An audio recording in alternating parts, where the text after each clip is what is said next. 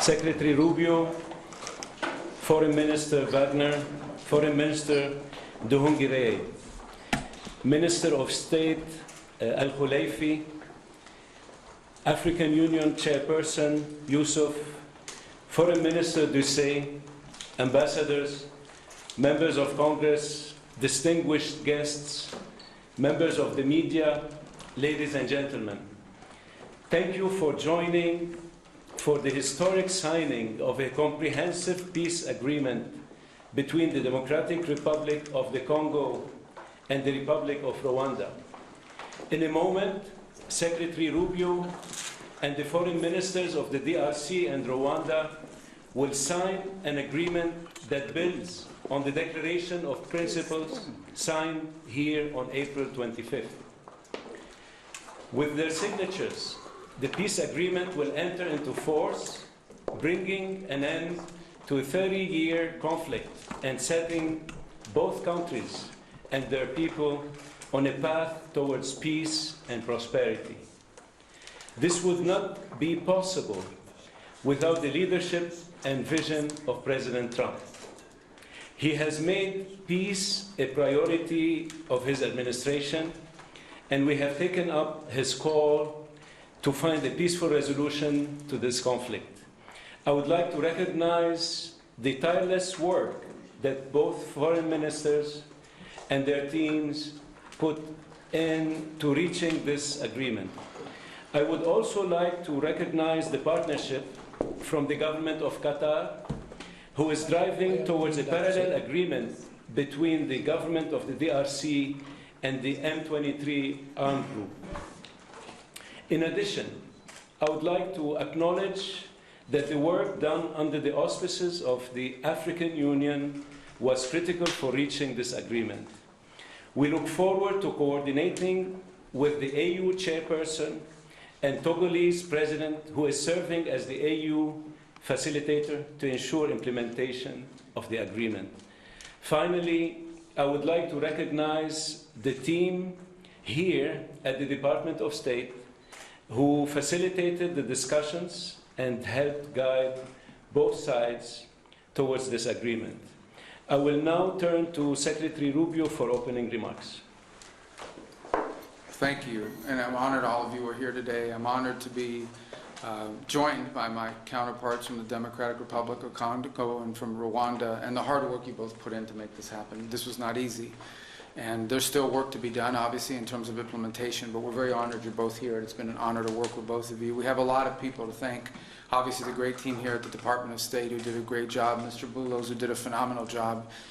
He's been on the job now about 10 weeks, and he's jumped all over this and really worked it hard, and you did a great job. And we are grateful to you for all of your work. Obviously, this could not have happened without such close friends and partners in the African Union and in Qatar, who we're working a lot lately with Qatar. We're doing a lot of things with you guys, and you've been very instrumental in the African Union. Without you, this couldn't have happened. I mean, you may put everybody together. I do want to recognize my what I say, former colleagues. It wasn't 6 months ago. I was still a senator, but they're here now, Senators Rounds and Risch. Senator Risch is the chairman of the Foreign Relations Committee and a very close friend of mine, and he's obviously watched this issue very closely. He's made it a priority. And Senator Rounds has been talking to me about this before I was even nominated to the position and even during the nomination process. And we have others who are not able to make it today that I also want to recognize, Senator Coons and Booker.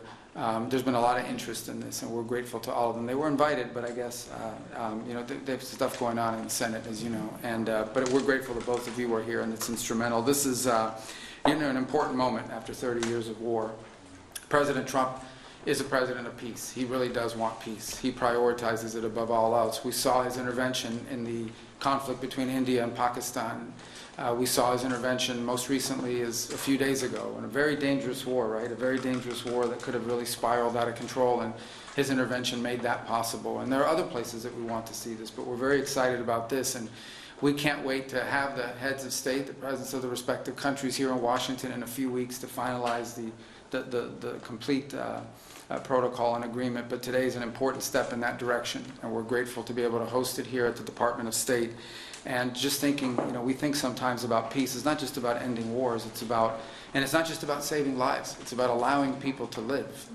It's about allowing people to now have dreams and hopes for a better life, for prosperity, for economic opportunity, for family reunification, for all the things that make life worth living. Those things become impossible when there's war and when there's conflict. So we're grateful to have played the role we've played. We acknowledge and recognize there's still more work to be done. But we thank you all very much for being a part of this historic and important day. This is really why I wanted this job, or why I embraced this job so much, is moments like this. This is, in essence, the Department of State is really the Department of Peace. It's designed to bring people together, both in our relations with other countries, but to the extent we can use the stature and the influence of the United States to bring others together. It makes the world a better place. And I honestly believe that when there's peace in the world among friends who may have disagreements and conflict, it does help America. It does help make America stronger and safer and more prosperous. It gives us partners we can do business with, and partners that we can work with to address insecurity and threats to our national security and to our collective national security. So we are grateful to both of you. I know how hard this was and how much work went into it, and we know there's more work to be done. But we are grateful to have you here today. We're honored to be a part of this. We're excited to be a part of it. And again, I do want to thank everyone here in our Africa Bureau and at the Department of State. And once again, our superstar there, Mr. Bulos. What do you want to do next after you're done this? Sudan. Yeah, very important. Actually, very, very important. And you're very involved in that as well. So what are you guys doing this week in Qatar? You guys want to work a little bit, huh? We are grateful to all of you. Thank you. Thank you. Thank you, Mr. Secretary. I now turn to the Foreign Minister of Rwanda for remarks. Thank you. Secretary of State Marco Rubio, Minister Therese Wagner, the Chairperson of the African Union Commission, Mahmoud Yusuf, Minister of State Mohamed Ali Koulaifi of Qatar, my colleague, Minister of Foreign Affairs of Togo, Robert Dussé, senators, dear colleagues, good afternoon. Let me begin by expressing our sincere appreciation to President Donald Trump for his personal engagement in facilitating this historic agreement. We also extend our gratitude to the Secretary of State, Marco Rubio, Special Advisor Masad Boulos, and the entire State Department team. Your dedication has been indispensable. This agreement is the product of months of coordinated efforts by multiple actors. It is very important to note that the State of Qatar has played an absolutely central role. Indeed, the opening, which led to today's agreement, began in Doha. We will lend our full support in the weeks ahead to Qatar's mediation efforts, led by Minister of State Mohamed Al Koulaifi, to secure a peace agreement between the DRC government and the AFC M23. This process is already well underway. Today's agreement also builds on the African-led peace initiatives, which are ably led by the African Union facilitator, President Faure Gnassingbé of Togo. The heart of this peace agreement is the decision to establish a standing joint security coordination mechanism between DRC and Rwanda. The first order of business is to begin implementing of the concept of operations for the neutralization of the FDLR, to be accompanied by a lifting of Rwanda's defensive measures. This is grounded in the commitment made here for an irreversible and verifiable end to state support for FDLR and associated militias. That is the bedrock of peace and security in our region. FDLR is no ordinary militia. It is the remnant of the forces which committed the genocide against the Tutsi in 1994, in which 1 million people were killed. With this agreement, we also committed to facilitate the return of refugees in our respective territories with the support of the UNHCR. Creating the conditions for the safe and dignified return of refugees is vital to achieve lasting peace. We also took to enhance economic cooperation, including with American companies and investors. Shared growth and cross-border cooperation will unlock tangible dividends for both our countries. We must acknowledge that there is a great deal of uncertainty in our region and beyond, because many previous agreements have not been implemented, and there is no doubt that the road ahead will not be easy. But with the continued support of the United States and other partners, we believe that a turning point has been reached. Rwanda stands ready to work with the DRC to deliver on our joint commitments. To conclude, allow me to once again express Rwanda's appreciation to all who have contributed to this milestone. Thank you.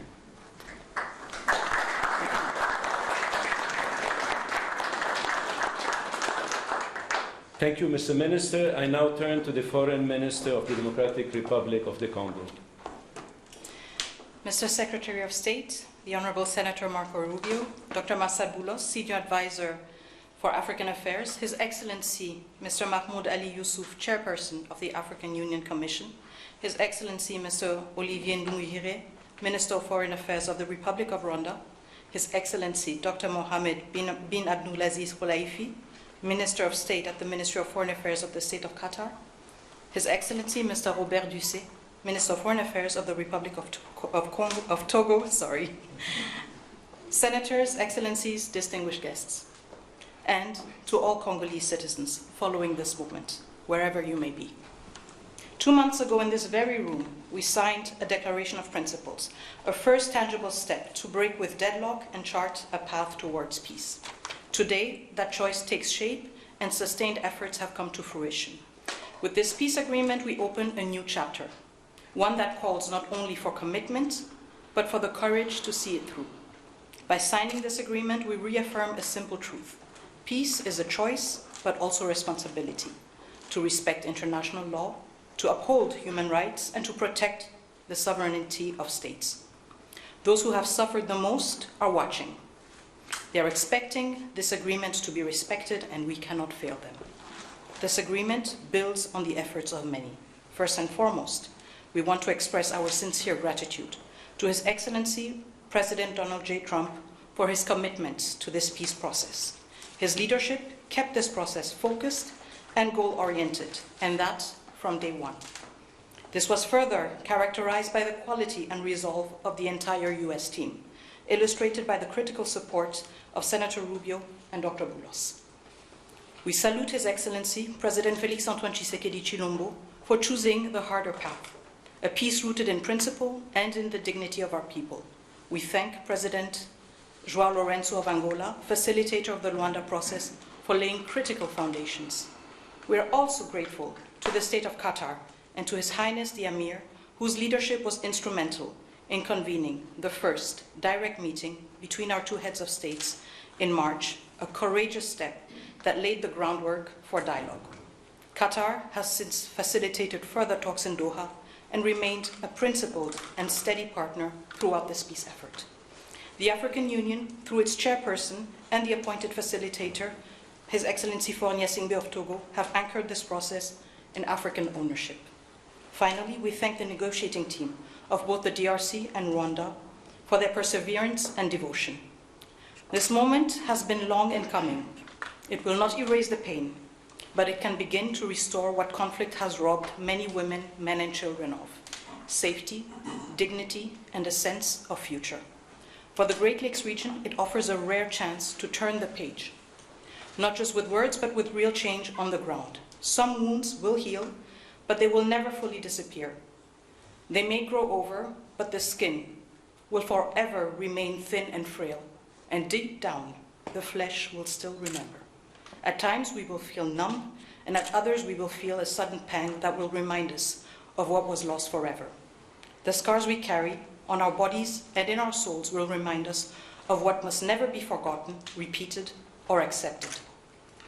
A few days ago in Kinshasa, a coalition of women's organizations shared a clear message with me. Nous ne voulons pas d'une paix d'élite. Nous voulons une paix réelle, vécue, partagée et construite avec nous. We do not want a peace shaped by elites. We want a peace that is real, lived, shared, and built with us. To our fellow citizens in the East, this agreement was signed with you in mind. It provides for the disengagement of armed forces, the protection of civilians, the return of displaced persons and of refugees under government authority, and establishes a follow-up mechanism to ensure compliance. These are not just words on paper. They must now be translated into action with justice, accountability, and political will. This peace agreement is the starting point, not the end goal. It must now be followed by disengagement, justice, and the return of displaced families, and the return of refugees, both to the DRC and Rwanda. However, no text, however carefully negotiated, can carry on its own the weight of peace. I still remember, on the day we signed the Declaration of Principles, a member of the US team said, "If it were easy, it would have been done a long time ago." That holds true now more than ever. What we have signed is only as strong as our will to implement it. We, the DRC, will certainly and resolutely fight for this agreement to be respected, not with our words, but with our deeds. Today, we have chosen peace. What matters now is that we protect it and prove to our people and to the world that even in a region marked by deep scars, dignity and cooperation can prevail. So now, our work truly begins. Thank you.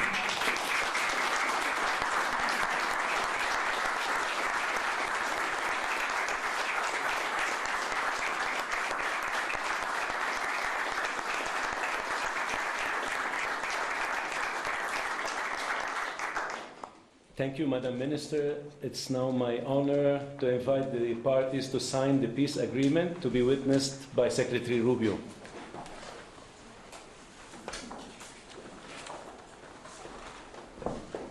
The agreement being signed includes provisions on the respect for territorial integrity and the prohibition of hostilities, the disengagement, disarmament, and conditional integration of non-state armed groups, the establishment of a joint security coordination mechanism, the facilitation of the return of refugees and internally displaced persons, as well as humanitarian access, the reaffirmation of MONUSCO's mandate, and the establishment of a regional economic integration framework.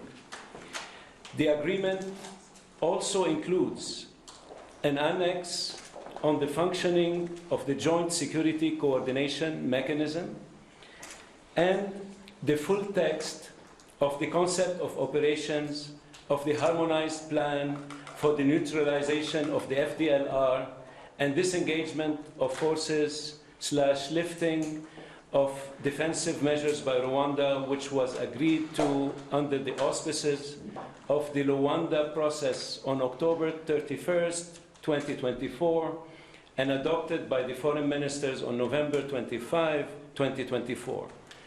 With the parties' signatures today, the agreement immediately enters into force. Thank you very much. Congratulations.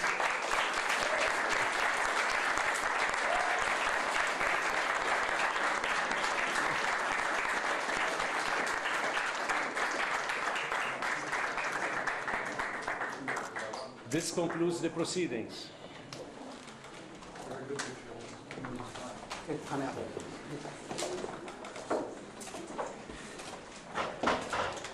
Kindly stay seated while the parties depart. Can we get a picture with the two senators? Yes, please.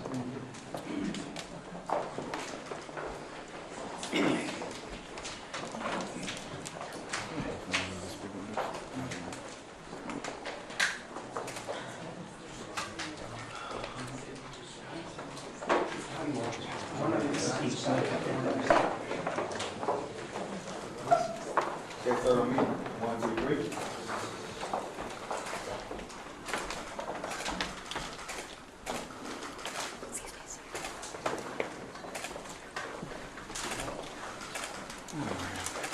All right, I can't hold my stomach in that long. Let's get one with it. Sir.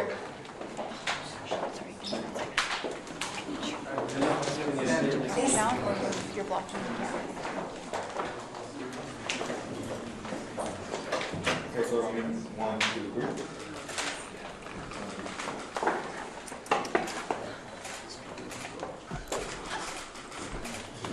We get it now with the opportunity.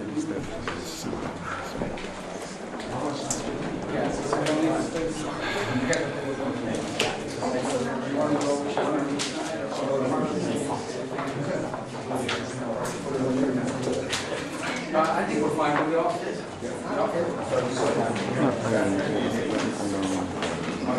One, two, three. Can you get down?